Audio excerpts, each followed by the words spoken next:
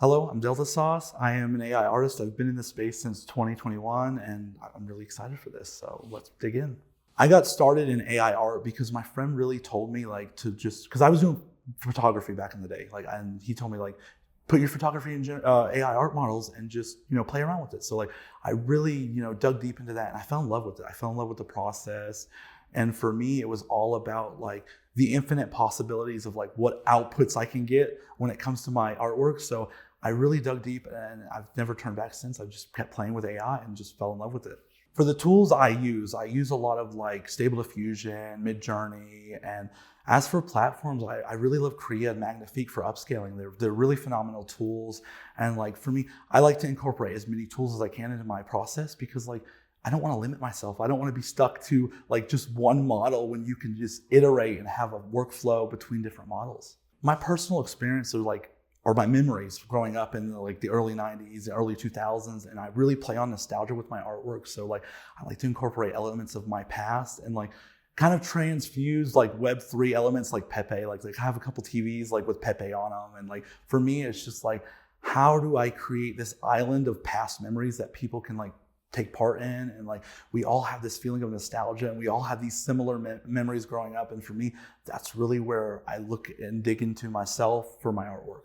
To really enter my flow state when I'm looking, I look at a lot of past material. I look at a lot of photography of the early 70s, 80s, 90s to get really inspired because I have this love of the past. And for me, it's just my latest collection was issues, and I really dug deep into magazine cover art. I looked at old Fortune magazines, old Vogue magazines to really get inspired by that kind of art aesthetic. And for me, it's just looking at these past objects in a new light in a more mature way. So that's really what I do when I'm looking at my artwork and trying to instill this nostalgia into it. For my newest drop, I did magazine cover art, and I grew up with magazines. I grew up as this early 2000s kid, and my mom would be stay in the magazine section, don't run off, I'm gonna go shopping, because she didn't want to drive me around the store. And I have this deep love, and my dad's a woodworker, so I would look at a lot of interior design magazines and look at a lot of furniture magazines. And for me, it was just a connection to my dad. So I'm really inspired by these classic magazine covers and how they aren't filled with all this information like the modern day ones are. It's more about the artwork and how to bring in the viewer to enjoy this and be able to want to open it up. I want people to feel they can open up my issues covers and there is whole articles written. And to me, that was really important with this collection. For my AI creation process, I really look at what the intent and meaning behind the story and narrative I want to push.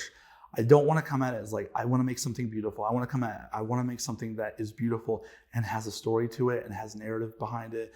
And for me, I want to be able to expand on that to a degree where we can have conversations about the artwork. It's not this, wow, it looks beautiful. It's why did you create this? What are you trying to tell? What's the narrative that you're trying to pull upon? And that is really the parameters I look at when I'm working on a big collection, because I want to be able to tell a story with my artwork. For editing work and looking at it in that lens, I really look at iteration. You start with this base idea, and then with AI, you can iterate so quickly on different, you can go in different realms. You can go into the realm of maybe I want to lean into post photography. And then if you don't like it, you can always go a step back, and then you can always revise yourself. And for me, it's just about iteration and just trial and error and just finding a way. And for me, the artwork's never done.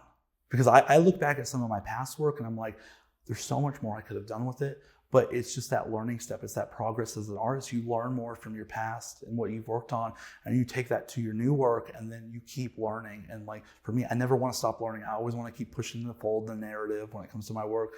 And I just want to keep iterating. It's all about iteration when it comes to working with AI tools. What brought me out to Marfa was I was told that this is a great experience. It's a good way to meet people and connect. And this is my first time out in Marfa, and I love it. I want to come back next year. I wish I came back. I wish I came here last year. I wish I would have came here years before. But I now have the opportunity to travel more and network with people. And honestly, it's always about the connection. Like there's such a different connection when you're talking to people in person versus online. Like they see you emote, they see your emotions, they see you're passionate about your artwork. You can really go in depth and you can have these one-on-one conversations that are typically harder to do online. So like for me, that was really the motivation behind it. And I also got to build my first installation, which I'm really excited about. It's old CRTs with artwork on it. And like, for me, that was a good experience because I want to get more into the installation building and to incorporating that with my AI artwork and finding new ways to display my artwork to, bridge the gap from the more digital side to the more traditional side. You can find my work at deltasauceart.com or on Twitter at delta_sauce.